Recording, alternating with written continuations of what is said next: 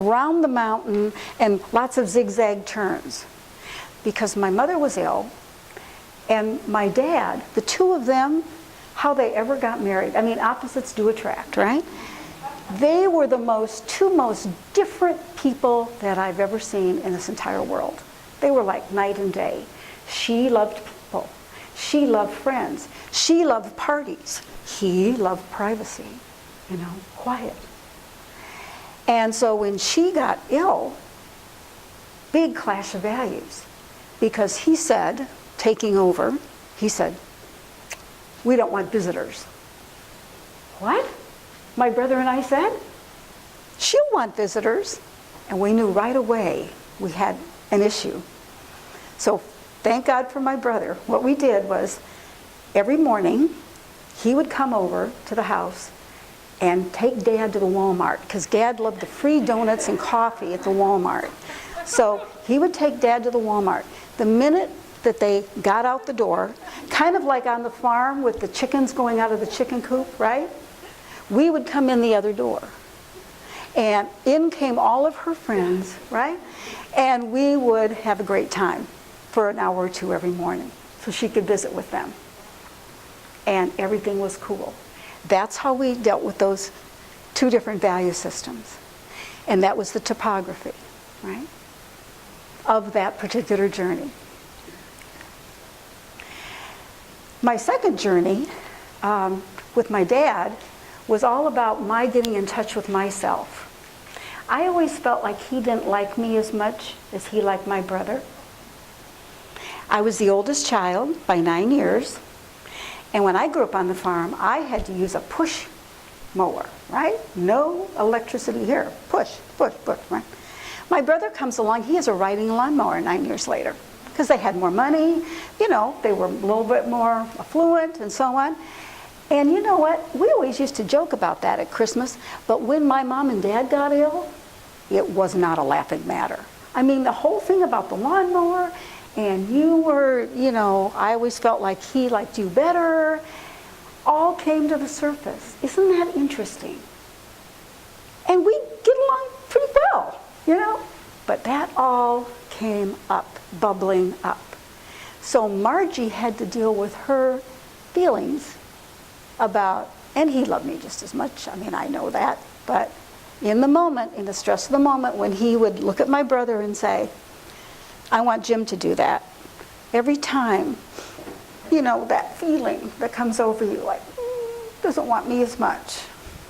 And of course, as a caregiver, I was also thinking, though, I have to admit, I feel a little relieved too, right? Because I'm not having to do it. You all know the feeling. It's like, oh, I feel really badly that he didn't pick me, but on the other hand, I feel relieved that, yeah. So it's all of that stuff. And so I call that my emotional getting together with Margie caregiving journey. And then my third journey with my husband, I call the emotional cocoon. He was the only other passenger in the bus. It was just the two of us. He had to have a bone marrow transplant, so we went out to Seattle, didn't know a person in Seattle for 7 months while he got that bone marrow transplant. So it was just the two of us. And that presented enrichment like you can't believe. We learned a lot about each other. But it also presented challenges as well. Okay. Now, what I'd like for you to do with your partner again, I want you to think about this metaphor, the journey and the fuel, and is it a straight road? Is it a curvy road? How long has it been? Has there been a lot of rain on it? And I'd like for you to spend just a moment thinking about this metaphor with respect to your own unique journey. I'll give you 5 minutes to do that with your partner.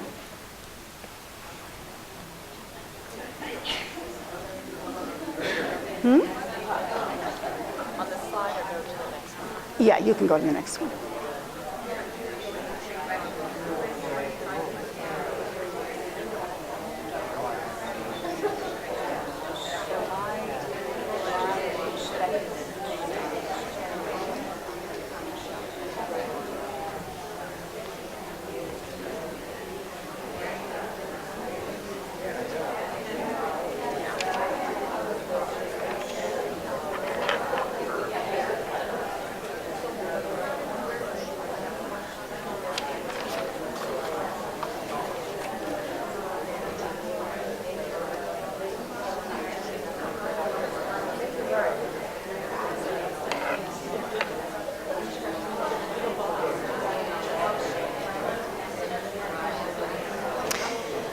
just want to make sure I know the next slide.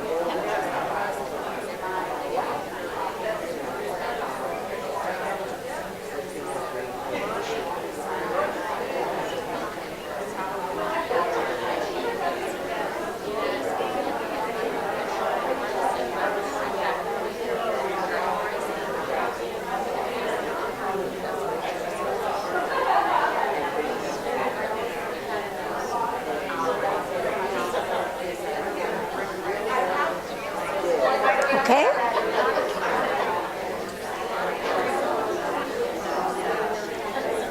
One more minute.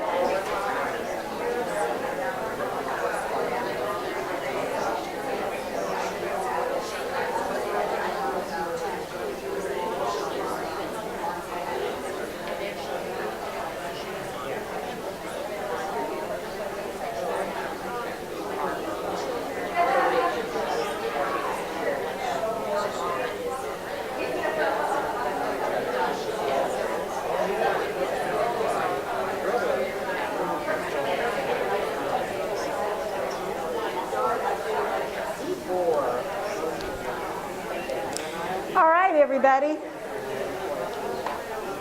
Thank you again for just getting right into it.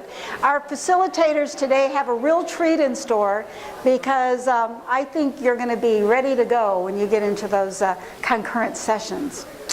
3 questions. We're going to keep these up here after my presentation. We're going to keep returning to these questions today, and we want you to continue to think about. What are you finding to be the most difficult part of your journey? I would encourage you to share your story with other people here in the room today, because what may be difficult for you might not be difficult for them. It might be a strength they have. So you can share, oh, I've done this. Oh, really? Okay, you've done that. Ah, excellent. All right? 2, what are you learning about yourself during your caregiving journey? I really want you to leave here today feeling uplifted. Like, I'm learning, I'm being enriched. It's important that I'm on this journey. It's what my life is. And I need to be here, to that Y in the road. I need to go on the Y in the road that says, I want to learn something about myself and about others. So, what are you learning? And number 3, what have you done for yourself lately? Okay? So, that being kind of where the rubber meets the road. What have you been doing? What are you doing for yourself lately? Okay. I believe that storytelling is a transformative process. When you write down, you notice I gave my caregiving journeys names. I gave them names.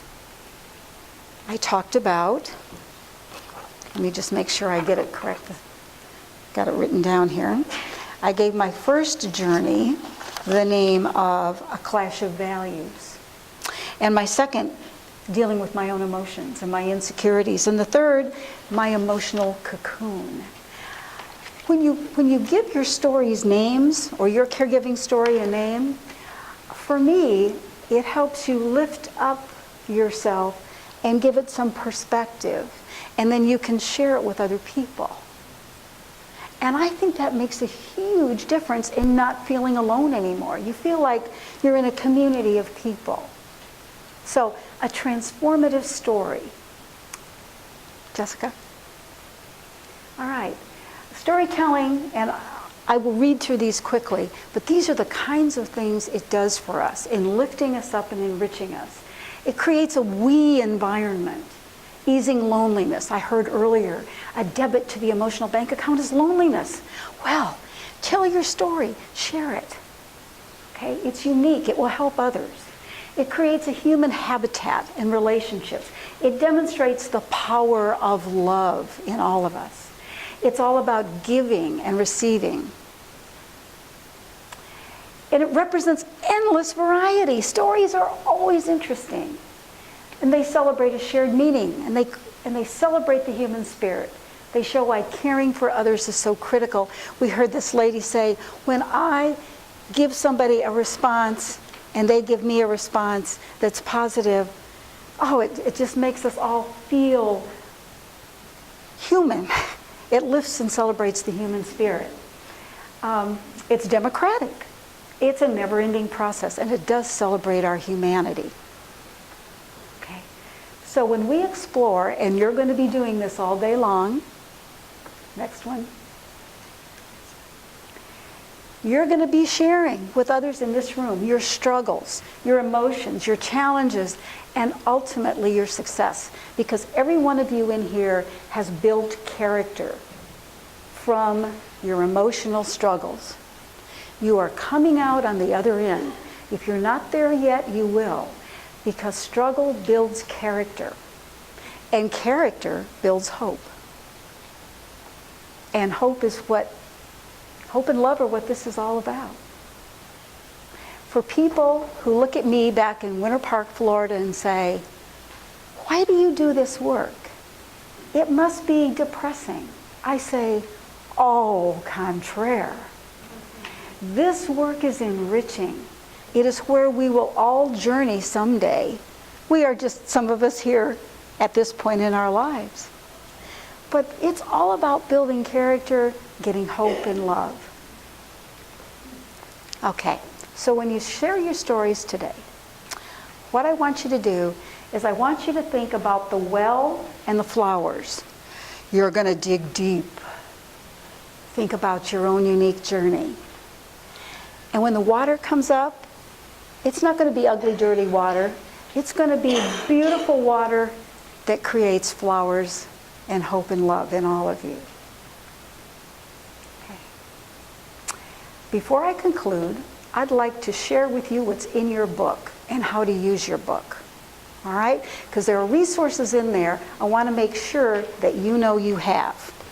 So, turn to the book, and for those of you who have chosen Emotional Roller Coaster, Chapter 3 in this book will give you more information on the emotional roller coaster. That's Chapter 3. The people who want to go to the strengths session, that's Chapter 5. For those of you who want to build better transitions,